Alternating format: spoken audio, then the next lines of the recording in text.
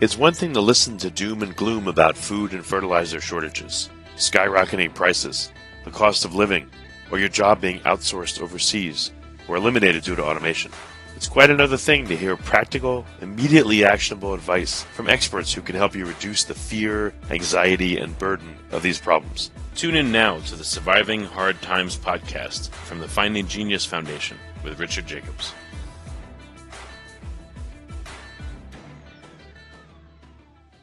Before we begin, a note from our sponsor. I'm Richard Jacobs, Executive Director of the nonprofit Finding Genius Foundation and host of the Finding Genius podcast. In late 2016, I was rear-ended at 65 miles an hour by a truck on the highway, which sent me off-road into a ditch. The impact of the collision gave me a concussion and other injuries. At the hospital, a CT scan showed that I had thyroid nodules, which turned out to be cancer. It was then, when I had a biopsy of my neck, that I realized even if I was a millionaire, I wouldn't want a second or a third biopsy due to the pain and the invasiveness of it. And appointments at that time for thyroid experts were 3 to 6 months out, and I was worried about dying now, even if that was irrational. So because of this, I've decided to raise money to conduct a literature review on steroids, on the causes of anxiety and depression, a condition that affects well over 50 million people in the United States and hundreds of millions worldwide. Our goal is to create a codex, a guide that reveals all possible treatments for anxiety and depression for people that live with the condition, or for loved ones that have it, as my wife and my son do. To find out more about our fundraiser, visit findinggeniusfoundation.org and click on Current Initiatives. And now, to our guest. Hello, this is Richard Jacobs with the Surviving Hard Times podcast, sponsored by the Finding Genius Foundation. I have Jason Charles. We're going to talk about how to prepare, aka prep, for what's coming. He's known as the Angry Prepper on YouTube. So if you want to find his videos, of which there are a lot of great ones, go to YouTube and look up the Angry Prepper. So Jason, thanks for coming. Not a problem. If you would tell me a bit about your background, how did you get into prepping and what prompted you to do this? So I read a book a bunch of years back now called 1 Second After. And with that, after reading the book, and I read the book for entertainment more than anything else, but along with being entertained, I realized that I needed to be prepared. So with that, I just started preparing. I took that book seriously because there was I think it was an afterword by Newt Gingrich, and he talked about the plausibility of an EMP attack, which is an electromagnetic pulse attack that can, darken whatever area is affected by this device that goes off, whether it's a nuclear device or an actual EMP device itself. It can knock out all electronics and send us back to the 18th century. So reading all of that, reading the EMP Commission Report, which is online, I realized that we weren't ready. What is the EMP Commission Report? Just a quick question about that. So the EMP Commission Report is the electromagnetic report on what could happen in the United States should one go off. Now, when you read it, they give you a timeline of things that'll break down, and it's a very long, boring read. But if you're a prepper, there are a lot of things in there that you'll read and go, well, how do I get myself out of this situation, that situation? So as you're reading it, you start playing chess, if you will. And you can go online and you can download this whole report in the form of a PDF file and read it on your own. I think every prepper should read it, being that it's plausible to happen, but the likeliness of it is fairly low because we have other things to contend with at this moment. So, okay, so you read this report and then you decide, all right, if anything bad goes on, no one seems to be ready, and you wanted to get ready more than other people. So what are some of the things that you started doing to prepare? Well, the first thing that for us city folks, those that live in a city, the first thing that rung out to me was water. Water is going to be a huge problem. Food, I mean, if you're ready to be a savage, there are things you can do to eat, meaning like, start eating pigeons and rats and things like that. But water will be the biggest problem. So we started storing water away, and we still don't have nearly enough. We have enough to last us without the water bob, which is a bathtub bladder that you fill up in your tub, which gives you about 100 gallons of water. We only have like 60 days of water altogether. We would have to ration water severely from the beginning until we figure out our next step, which your next step should actually be leaving. It shouldn't be staying, because again, water is such an issue. You would have no other choice but to leave. Yeah, you're in New York City, right? Or thereabouts? Yes, sir. What kind of, I don't know, with your perspective right now, what kind of problems do you think would occur that would cause essentially mass chaos like in major cities like New York, what do you think would happen, or what's likely to happen? First of all, if an EMP goes off and we have nationwide blackout, that's from Canada, America, down into some parts of Mexico would feel this effect as well. As far as the city goes, New York, it would break down into chaos probably in the first 24 hours. If anybody's paying attention to what's going on in the United States, we are faced with a lot of crime, a lot of criminals doing what they want to do because they can. No one's actually stopping them. Police took the stance recently, or rather the mayors took a stance that they want their police force to stand down on a lot of the things that are going on. That being said, we also have we have major tension here in the United States when it comes to anger and hating cops and things like that. So now imagine no power, less cops responding. Most cops will probably go home if they figure out what's going on. You'll have mayhem within the first 24 hours. Then after that, you'll probably have people in the second or third day rioting at stores, or at least going to stores in full force, getting what they can. Food riots will probably be within the week. Within the month, you'll probably have numerous people dead in the city, whether that's from medical emergencies, actual murders, accidents, and things of that nature, infections. You're going to have numerous people die. I would probably say within the millions within the first week. And a lot of these people are unprepared. So they're not going to figure this out for a while. The rest of us will. So if the likelihood of an EMP is pretty low, what do you think would be the likely cause of huge societal breakdown, today? Well, right now we're contending with two major issues. One of them being the economy, right? The economy is definitely going to take a dump. I'm hearing that this month they're going to raise the interest rate again about a full point. So they were talking about another quarter of a point or half a point, but now I'm hearing a full point, which is very bad. We've never seen anything like that. So the economy is definitely a problem. But we also have the nuclear threat problem. Russia seemingly every day is making more and more threats, though it's not coming from Putin, it's coming from his lackeys. They seem to think that we are at world war right now, and that the United States and its allies are going to suffer greatly. And they keep saying that. So at some point, they're going to push that button, and we're all going to see the societal collapse. Do you feel like, bad things are really imminent right now, like they're about to happen, or, you just have to be prepared regardless?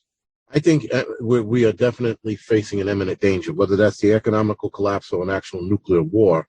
Either or is bad, right? So if we don't go nuclear, but we have the Great Depression 2.0, the Great Depression 2.0 is going to wipe out the entire planet. All the major nations that are involved in the stock market, if you will. A lot of the smaller nations, the third world countries, they're going to fare just the same. They're actually probably not going to feel much change for them. We here in this high society, if you will, first world nations, we're going to suffer.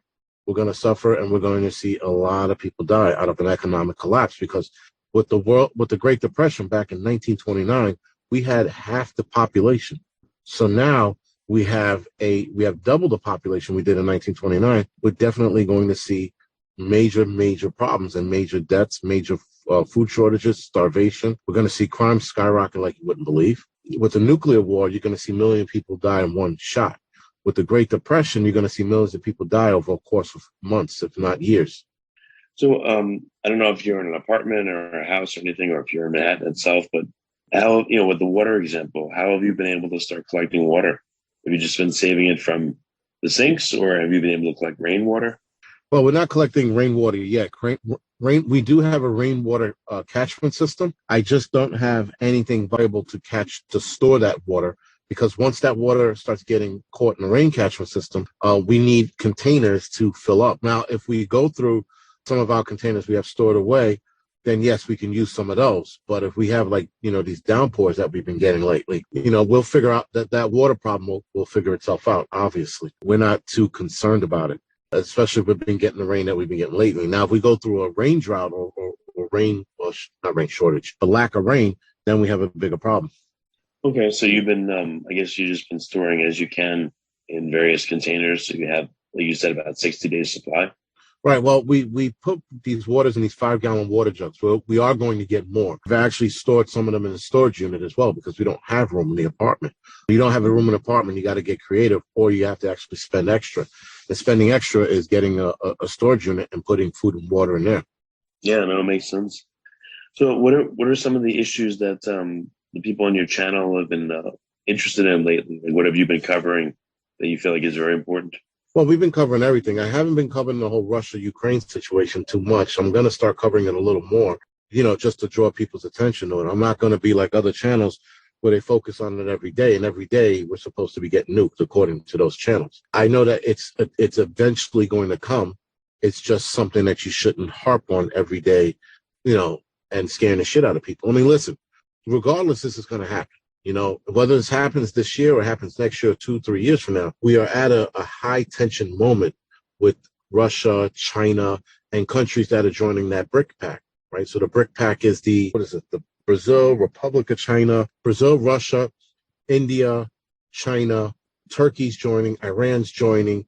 A lot of nations that hate us are joining this pact. They're trying to build sustainability amongst those nations. And other nations are trying to join now because they're seeing the writing on the wall. They're seeing the U.S. dollar drop. They're seeing these nations come together and forming a sustainability that's going to get them through whatever is going to happen. Now, unfortunately, even with those countries and their sustainability, a nuclear war means a lot of countries are going to suffer. And a lot of countries are going to stab us in the back, like India. I thought that we had some kind of alliance with India. Apparently we don't. Not anymore. China, I think, bullied India into this pact because remember, 2 years ago, China was pressing India, and now they're part of this BRIC pact. We also have South Africa that's involved, and Venezuela's talking about joining, or at the very least, they're going to ask to join because they're holding together now. They're holding training drills for Iran, Russia, and in their country. Okay. I don't know. What do you believe that this was deliberately caused, let's say, by the powers that be, or is this just a series of blunders from various nations and leaders that have caused us to fall into these problems? Well, the problem, that's sort of a loaded question because there's too many moving parts of the problem. Everybody seems to think it's the United States. Some people seem to think it's just Russia and Ukraine war. Some people think it's Ukraine and their corruptness. It's a multitude of things that came together sort of like the perfect storm. I mean, Russia and China have been planning this forever, this attack or whatever they're planning to do to the United States. This has been something they had in the barrel for 30 plus years. So that's nothing new. They've been looking to position themselves where they are now and probably even better in the future for a long time. The fact that we have an incompetent president as well is another issue. Right now, I don't know what your viewers think about Trump. And yes, Trump is an asshole, but Trump was trying to position the United States to be sustainable on its own, to get away from dependency of China and other countries. We were trying to become more self-efficient, self-reliant. And Biden, because of his dislike for Trump, reversed all of that just to put it to Trump. But he's not just putting it to Trump, he's putting it to the American people. Because look what we're paying for gas now. Right? Look at the food shortages we're running into. Look at the fact that we're letting Bill Gates, Jeff Bezos, and others buy all this farmland and then just sit on it instead of farming. Look at the fact that they're now raising how they want us to eat bugs. Look at how they're pushing synthetic meat and trying to say that our current meat is dangerous for us. So again, this is definitely all by design with some blunders involved. Like I said, there's so many different things that happen. We can't just blame one thing. Okay, no, it's a good perspective. I've seen some of the, some of the elites talking about, there should only be about 500 million people in the world. And when I did a quick calculation, that's 94% less than there are now of the 8 billion. That's most people gone if they get their way. So I guess that's right. That's what's being engineered. Well, look at this, right? They're putting it out in the open. They're telling us. And look, what's crazy is I told people, go to the World Economic Forum and do the research on there. They lay out the plan on how they're going to screw us over. They lay it out for us. Those of us who are paying attention, we are going to fare a lot better than those who are not. And it seems like 94 or 95% of the population is not paying that close attention. I think worldwide, there's less than a percentage of us who are preppers. So we will fare better because we see the writing on the walls. We are getting ready for whatever shitstorm they're going to unleash. But the rest of society isn't paying attention, don't want to pay attention. They don't even want to know the truth. when the truth is out in front of them. It's easy for them to read. It's not conspiracy theory anymore. It's simple fact. The fact that the World Economic Forum is like, yo, this is what we're going to do, and people are ignoring it is astonishing to me. Well, I'm sure a lot of people are ignoring it, but then the media also covers that kind of stuff up. And it's very difficult to, anyone that you talk to about it. I mean, most people say, oh, that's conspiracy. That's that. And you can tell them, go to the World Economic Forum website and read it. It's right there. But somehow, even at that point, they just say, oh, no, I'm not worried. What else can I do? I'm just going to see what happens type thing. That's what I've seen a lot of people say when I've spoken to them about things. What kind of responses do you get when you bring this up? Listen, I try to be as practical as I possibly can, right? I don't want to fall completely down the conspiracy theory hole. I also don't want to be completely oblivious or appear to be oblivious to what's going on. So I try to balance it out. I get a fair response. I get people saying, all right, you're being a conspiracy theorist, sorry. And then you have other people that are like, oh, you're still not awake. You're missing the point. So when it comes to YouTube, it doesn't matter what you say. You're always wrong. You could be like 100% right and you're still wrong. Oh, really? That's what you've seen, is no matter what you say, you have people that tell you it's either not enough or you're wrong, no matter what it is.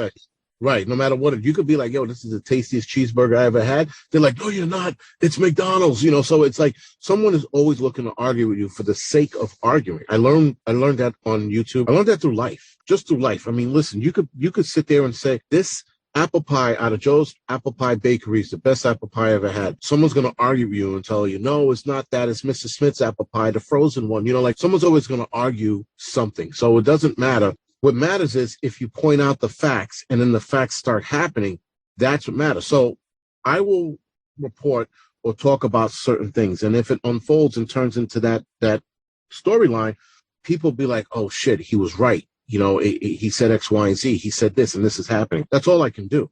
And all you can do is be patient with time, because with time, a lot of these things are going to unfold. How long have you been doing your channel, and what kinds of things that you thought would happen actually have come to pass since you've been doing your channel? Well, the current situation we're in, the societal collapse, is actually happening slower than a lot of us thought. I did a video on that a while back talking about societal collapse and saying it's not going to be as fast as we think. What I missed is the societal collapse started, man, once they started all this crap with the schools. They started indoctrinating kids. They started indoctrinating these dumbass college kids into thinking certain things are supposed to be this way, whatever that is. And we have a lot of liberals coming out of these schools destroying this country. Again, if you look at liberal mindset, and I know people are like, it's not just liberals, it's also conservatives. Yes, you have conservative nut jobs out there as well. But unfortunately, when we had Republicans in office, and I'm not a big Republican fan, I'm really not, just because they like to go after unionized workers, which I can't stand, because they want to save the mighty dollar in their pocket as well. But if you look at who's destroying this country right now, it's Democrats and liberals. They have the mindset that criminals don't deserve to go to jail. Okay, so now look what we have. We have high crime skyrocketing. We have people doing what they want. You have people going to jail after being arrested for stealing out of a store. You have, you have people crying about everything. You make a joke, you're homophobic. You make a joke, you're misogynistic. This is what breaks down society, the constant crying and bickering, not the actual fact that people need to toughen up, because what's coming next is not going to matter whether you're gay or straight or black or white. None of that's going to matter. What's going to matter is how tough you are and how well you can handle what comes next. Well, that's interesting. Do you think that people have deliberately tried to make people soft so that when things like this happen, there'll be less resistance? Absolutely. If you think about it, if you look at, okay, so I tell people all the time right now, especially after learning about him, there's a guy named Yuri Bezmenov. There's not a lot of videos on him, but if you go on Rumble, especially BitChute, even YouTube, you'll find some of his videos. And he talks about how to bring the United States down.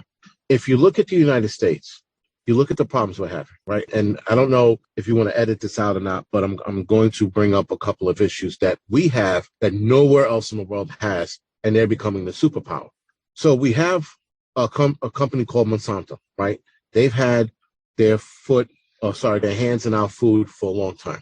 They've put all of these chemical inducing, or rather chemical weakening products in our food that make us weak.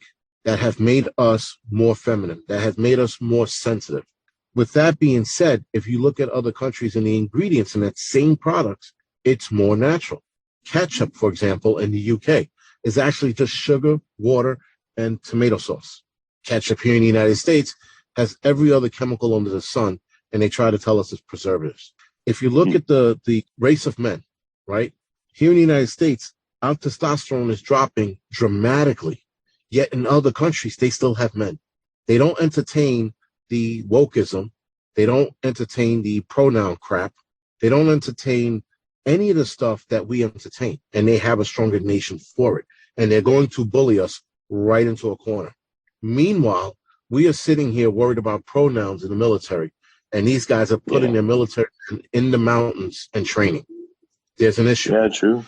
Right. So, and I tell people, I'm not making this shit up. Just look at it for yourself. Look at the stats on the testosterone of men.